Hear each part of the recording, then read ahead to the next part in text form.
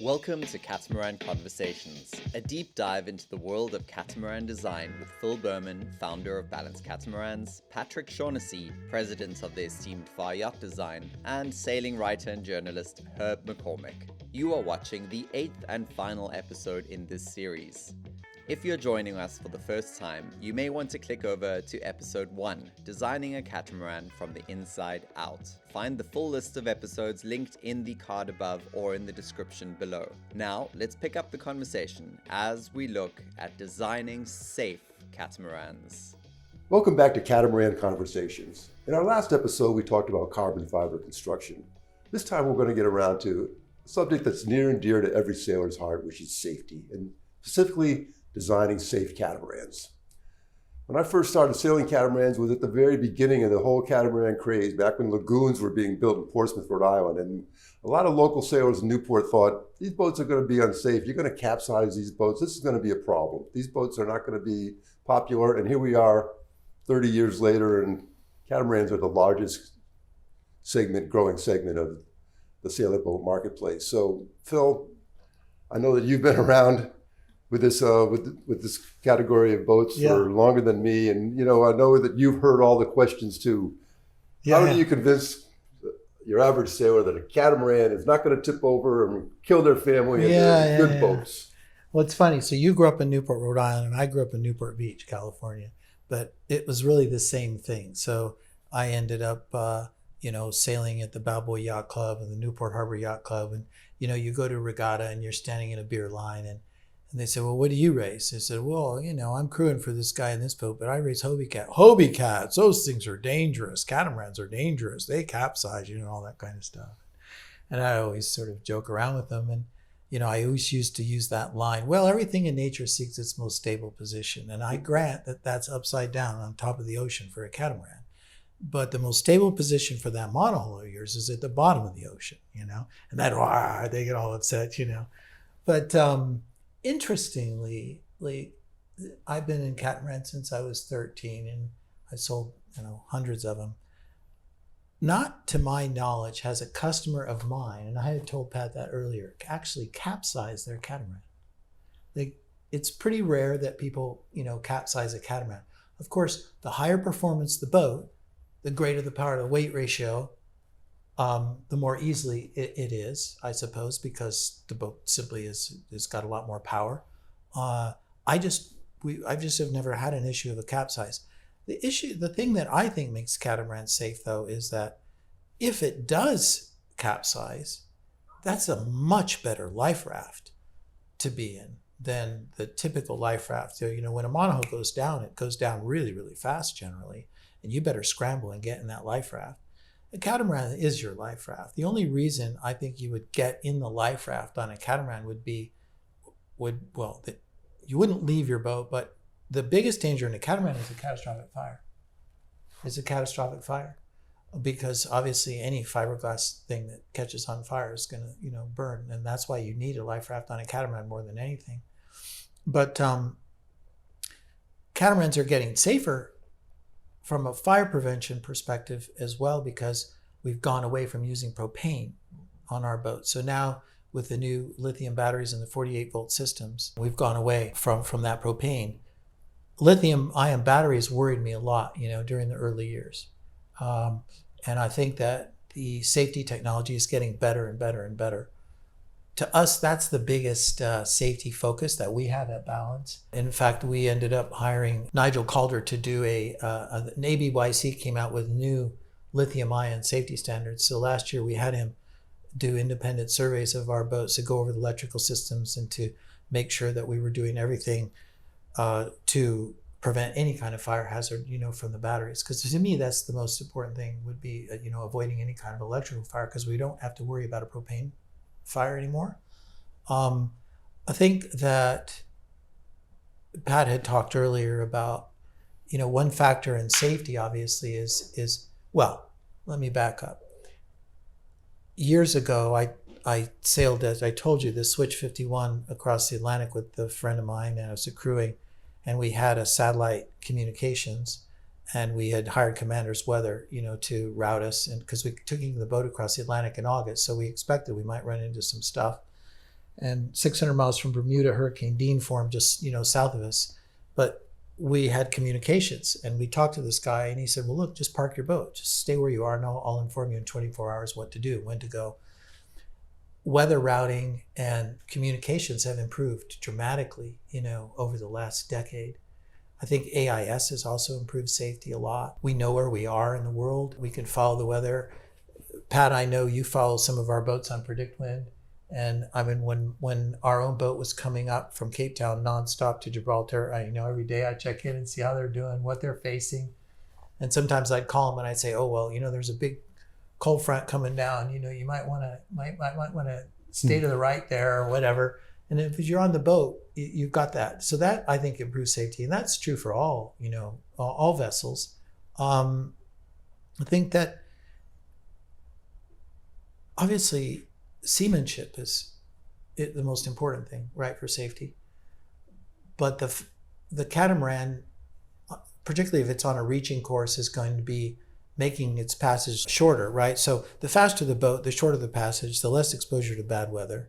And if you do see bad weather coming, the ability to motor quickly in one direction or the other, or sail quickly in the other direction, is really helpful. And these cats with these dual, Yanmar diesels, they motor fast and pretty quick. You can get them going, between 9 and 10 knots and move your boat away from, approaching storm system. I mean, you might comment on like the structural side of things. Like when I started, Pat, a lot of catamarans were breaking up and trimarans, like back in the 70s, because they were home built pivers and everybody was just in that learning stage but I think that enough has been learned now about catamarans and catamaran construction. And I do think that, we have to build our boats to, CE, ISO regulations. And so I think to some extent, I think that they're overbuilt. And so it's really, really rare these days that we see, major structural problems, on well-built catamarans. What do you think? I think, well, in an engineering sense, I think that's true. Over the last 30 years where you've gone from art to science has played a role, but also, the scantling rules weren't really in place for any boats, 30 years ago. And so we were all designing, building, and sailing on boats that had no ability to do any destructive testing, and we were doing the destructive testing ourselves. And when you try to explain that out loud to someone like that works in the aerospace industry or something, they're just like, what? It's like you're just guessing on the forces and you're going out there and using it. And it was, yep, that's how it happened. But that's how we had to get to where we are now, right? And now we have the ability to have scantling rules that sort of more accurately describe engineering requirements. And those scantling rules cover what used to be fringe boats, like multi-hulls, that aren't fringe boats anymore. So, right. So yes, it's a combination of that, and it's a combination of access to better materials, more repeatable lamination processes, and better scrutiny there. So the platforms are more capable, and hopefully the people are better educated as well. There's a lot of education that's available to us now as sailors that also didn't exist, whether it's a safety at sea seminar or something. There's a lot of information collected from events that have happened in our history that have really been thoughtfully combined to try to prepare us better for these kinds of circumstances. So I think we're much better positioned, Yeah, I agree. And I mean, one thing, Herb, that has been a big project of ours at Balance for the last year or so is we're producing videos on every aspect of operating, handling, maintaining, and troubleshooting our boats. Short, YouTube videos. So if somebody is at sea and they have a problem with their steering or whatever, that on their computer they'll have a little video thing. That makes sailing safer, I think. When people have an issue and they immediately know that, here's how I tackle this issue, that obviously increases safety. That has nothing to do with catamarans per se. It's just one of the benefits of being able to produce videos the way we do now and then provide them to customers. Patrick, I have a two-part question for you. The first part being, you come from a strong monohull background, both in your profession and your own racing background. So the first part of my question is, when you decided to go to the catamaran route, did you have any kind of safety misgivings in general about that? My second part of my question is, outfitting your boat, what kind of specific gear are you bringing aboard with safety in mind?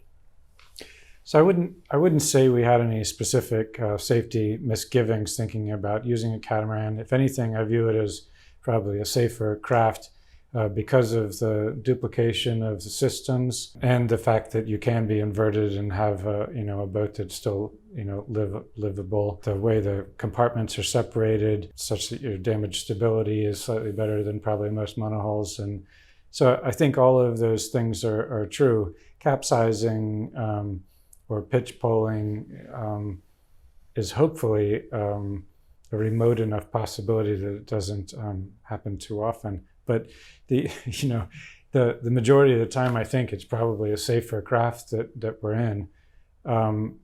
Onboard safety-wise, my single largest fear is always man overboard.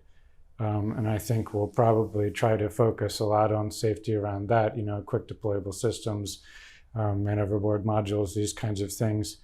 And I think probably one of the first things we do when we get the boat is really seriously practice those scenarios, because we plan to double hand a lot. And those situations, even when you practice them on crude race boats, are handled horribly poorly, like you can't rescue a fender usually. And so it does take some time to work through those things, and it's typical, of a husband and wife cruising or something. You're going to practice reefing and you're going to do these kinds of things, but until you practice man overboard in a serious way, I don't think you have a realistic expectation of retrieving that person. So that's where I worry most, for sure.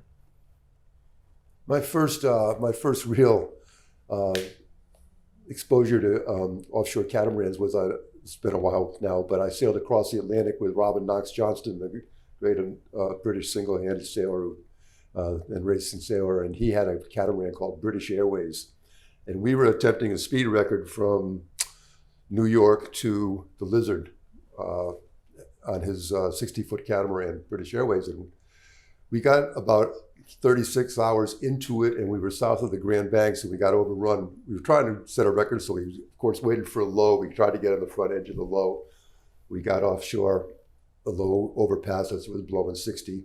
And Robin's decision at that point was we couldn't turn and run because we were sort of 80 miles south of the Grand Banks, and we were going to be upon them immediately if we turned and spun. So he wanted to stop the boat. I was on the wheel, and he decided that what would he do is throw all the warps and lines and everything over the bows to keep the bows into the wind and basically park us. Yeah. So everything went up forward. All the boys got up. They were ready to deploy things, and all of a sudden we got a wind shift, and I could start to forereach. So I yelled and screamed and could barely get heard over the wind. And of course, the guys pulled off we didn't go over and put the warps out. A long way of taking me to the next question, which is drogues, sea anchors. Do you recommend them? Have you used them? Were you in a position not unlike us where the wind changed and we were able to sail? But have you ever used or had to use anything along those lines? I have to tell you, me personally, I have not. A lot of my customers have circumnavigated, and I think only one had ever felt a need to throw out a sea anchor. The thing about the cats is, and I don't know if you've gone out and practiced this, but cats hove to fantastically. You turn the wheel over, set it, bring your jib slightly to windward, and you'll just, sort of wallow around. And I think, probably the majority of accidents occur from fatigue, don't you think? Like when people are just exhausted, they're sick, and the ability to just hove to is essential. And I think cats hove to really, really well. But probably I think it would be wise if I had a choice between a drogue and a sea anchor, I would get a sea anchor, because I mean, if you have a drogue, that's because you want to run with it. Right. That just sustains your exposure, Mm. right? And I think you would hold yourself down and get the storm past you quicker if you had a sea anchor. But this is, again, I've not had to set one before. Patrick, will you carry any of that gear with you on board your boat? Not decided. I've also never had the pleasure of using either, so got to think through it a little bit and do some homework. Phil, lithium batteries. We've all heard horror stories in the last few years. They seem to be under control, but it goes back to one of your comments in one of our previous installments about fire being the biggest problem. Yeah. Well, I mentioned that just a little earlier, and I think that is a big concern. What about lithium? How do you feel about lithium batteries at this point? I think they are. I think what I would caution everybody is I'm very, very nervous with people that buy boats and try and do lithium refits, that take a boat that wasn't designed from the ground up to be a lithium boat. And I don't like, I see some companies and some people mix and match components. Don't think that's a good idea. So if you're going to get a lithium system, I think you either get a Victron or you get a Mastervolt. And that the inverters and the chargers and the safety systems and the batteries are all in the same family. And that the electrician is being guided by the criterion of those companies. Of course, we're running 48 volt boats now, right? And the fact that you can charge these boats now so fast with the integral alternators or the new integral eDrive, which we're doing on our VersaDrive boats, VersaDrive versions. It's just incredible. Like without the lithium batteries, we couldn't have this revolution in power management. So I think they're essential. I just think that the wiring and the systems have to be really, really good. And that's that. Patrick, what are you going with on your boat as far as charging systems and yes, the charging system on battery management? What are you using on your boat? Our boat, I think, will stack with as much solar as we can fit on it, and will be one of these early eDrive adapters. I think, to me, seems like a no-brainer. Yeah. The eDrive is interesting because, you can operate the boat under electric propulsion for a few hours at a time, but it takes the charging capacity of the standard integral alternators, which would charge at like 7.5 kW to almost 14 kW. Like, can you imagine charging that fast? And getting back to Pat's point about safety and redundancy, if you've got two engines and you've got two output alternators, you've got all that solar, it's probably very few scenarios when you're going to have to worry about being powerless, right? We've had a Balance 526 in our early years that had Balmar alternators, high output alternators, and both of them failed. They were a bad batch, and he had 3,000 watts of solar, and he was able to sail his boat all the way to Florida from Helena Island without stopping, just off of solar. So that's pretty cool. But when you're cruising and you're using a lot of power and you're running air con and all that kind of stuff, having that super fast charging capacity of either the integral alternators or this new eDrive are really, really impressive, I must say. Yeah, it's a huge game changer. Yeah. Patrick, will you have Starlink or Iridium or any of those modern conveniences aboard your boat? Yeah, I think Starlink and a backup Iridium, if I was choosing right now. It seems to be almost an unavoidable truth that Starlink is the right thing to have. And it would be nice if there were, other potential, competitive solutions. But at the moment, Starlink, looks like the thing. Yeah. If only for the weather information, just to be like that is incredible. And that's probably, as we're talking about safety, if you've got good weather, that's probably one of the best things you can have on your boat if you know what's coming. I think so. I mean, you think about all the old sea stories we've read and the maritime stories, and those guys were sailing blind, right? Most of the time. And we don't have to do that anymore. I would say that most of our customers are asking us to wire their boats up for Starlink, to have their boat set up to take the Starlink. And they seem to be quite happy with it, I would say. But they're also getting an Iridium phone. That's the backup, having the Iridium. I think the harder thing is to figure out how you can still be detached. That we've achieved so many, we have achieved so many ways of being attached. And one of the joys of offshore sailing and some of the cruising it was about being detached. And so I think that you have to figure out how to achieve that now, Yeah, that's so interesting. Yeah. I mean, what I like about cruising is all the time I can spend reading, you know, because it's the excuse. Well, I don't satellite communication is too expensive. I'm sorry, I can't engage with you all day long. I can't send pictures right. And you just end up reading a lot. At least I do. And I really enjoy that. Yeah. So, I mean, yeah, I think modern catamarans, well-built, well-designed catamarans are safe. I think that really crazy, ultra high performance, empty hold, boats are obviously could be more dangerous. They would be dangerous in the hands of the wrong people, right? Because if you remember those Hobie cats that I used to race, I mean, those things had a really crazy power to weight ratio, right? You could capsize those things in all four directions, but I think you really have to work at it right now, unless you're sailing on a really souped up, probably it wouldn't be any kind of production boat that would be very easy to capsize. Is a performance cat like the ones you built any more dangerous, risky, etc., than a charter catamaran? Well, I mean, the charter catamarans have less power, right? They're sailing slower. So, I mean, I used to joke with the charter cats that it would take a monumental act of boneheadedness to capsize one of them, because, I mean, really with most of them, it takes 15 knots of wind to go 7 or 8 knots, right? So, it would take a pretty extraordinary amount of wind and some pretty bad seamanship to capsize one of those boats, I think. The more performance the boat, I guess, the easier it would be to capsize just because it's more powerful, right?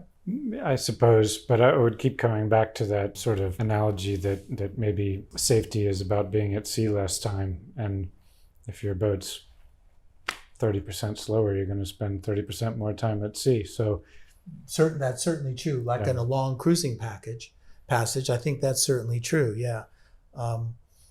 I think speed it does provide a lot of safety, but speed under power and under sail, right? Yeah. You need to be able to do both. And that's why I'm not a fan of like pure electric, propulsion. Or if you were just having electric propulsion, you'd certainly need to have 2 generators, because without that redundancy, you couldn't count on being able to motor very far or fast or quickly.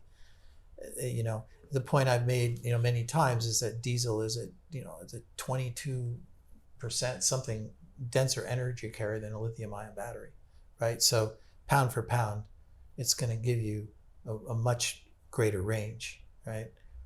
At higher speed. So, yeah,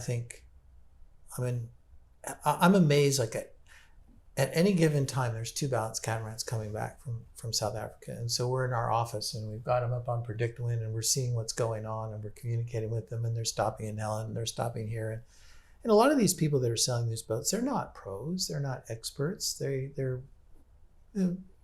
good sailors. Some of them will hire a skipper to go with them, for that first trip, which I think is a good idea if they have any nerves.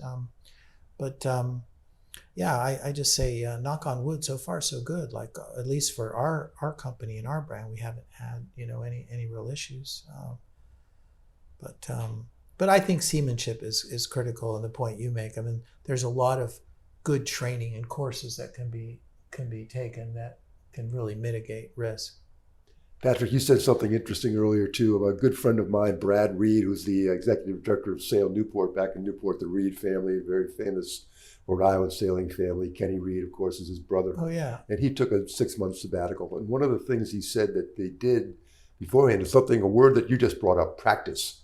And he said that one of the things that he would have anybody who might want to do a similar trip go out and he was with his wife, just like you're going to be with your wife. They practiced reefing, they practiced all kinds of sail handling. And one of the interesting things he said to me is, it's the easiest thing to do, but not many people want to put the work in. What are the values of practice, Patrick?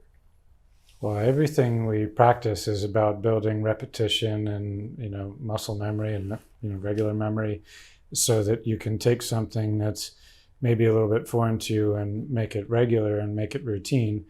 And in my experience, the things we practice less when we're racing, and when you're racing, you don't get to choose the weather, right? So you're often set off into something. So when you haven't practiced something, then it turns into something quite hard. And for a lot of the offshore racing, we used to have to set the storm trysail as part of pre-race requirements. And so I don't remember what year it was, but the Annapolis-Newport race that happened at the same time as the perfect storm, we had practiced putting up our storm trysail then. But during the race, when it was blowing 60, it was slightly harder than the practice. And, we couldn't even communicate with each other, and we're in relatively small boats, and it was difficult. And I think that the next time I had to put up a storm trysail, it was easier than that time. And, it would be the next time, the next time, the next time. And so I think we have these things. I was specifically thinking about man overboard. I think, something like reefing, you will ultimately reef enough times that it will become second nature. And you'll probably never feel that way about man overboard recovery.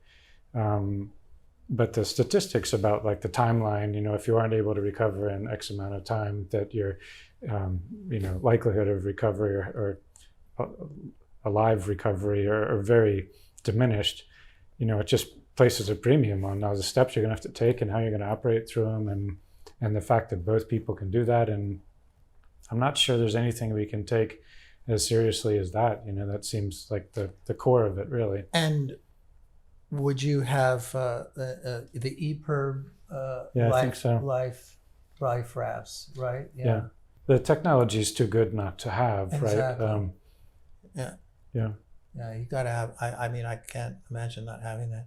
It's funny, here in Niantic, it's only 16 miles over to Orient Point, and we have a small powerboat, and I was going over there and with my wife to go to a family reunion, and it just got pea soup fog, and I had my AIS on, but then these boats were like blasting around in front of me, and I went, oh my God, Phil, how stupid are you? Not everybody has AIS, and not everybody is prudent. And I came back and I bought a radar and stuck it on the boat. I said, I got to have a radar, right?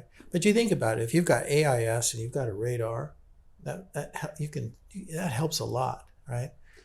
I mean, when you started, so you were still in Loran? Mm-hmm. Yeah, so we were in Loran. I remember. Yeah.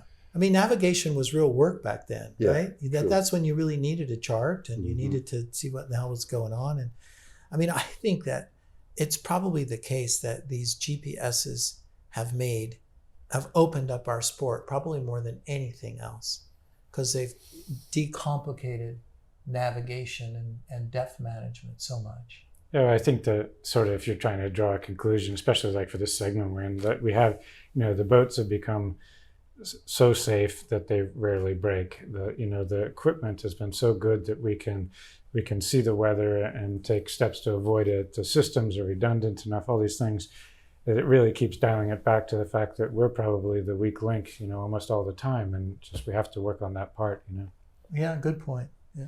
Well, Malcolm Gladwell, his latest book, he's writing about experts, people who are expert, whether it's an expert free throw shooter or an expert tennis server, and to be an expert in anything, according to Malcolm Gladwell, you have to do it 10,000 times. Don't reach that 10,000th time, you're not an expert. So I don't think we're going to go out and practice reefing 10,000 times before we go sailing, but I think that there is some value in that kind of thinking, that the more we do something, and I think what you just said, Patrick, muscle memory, just getting the repetition, and it becomes second nature. Yeah. Phil, any final thoughts for us here as we wrap up? No, I have to say I just would wrap up by saying that, first of all, I'm really honored. We are all honored at Balance that Pat chose us to build him a catamaran. And his relationship with Anton and Mark have been really, really healthy and interesting. And I'd say he's a part of the team in the extent that, if we have a thought or a question that we want to run by somebody who's smart, who's expert, we'll give him a call. And I thank you for your expertise in all the years that you've been doing what you've been doing, and it's been a lot of fun. So onward and upward, right? With that, we conclude our 8th episode of Catamaran Conversations. Thanks for watching. Hope you enjoyed them. And stay in balance. Stay in balance.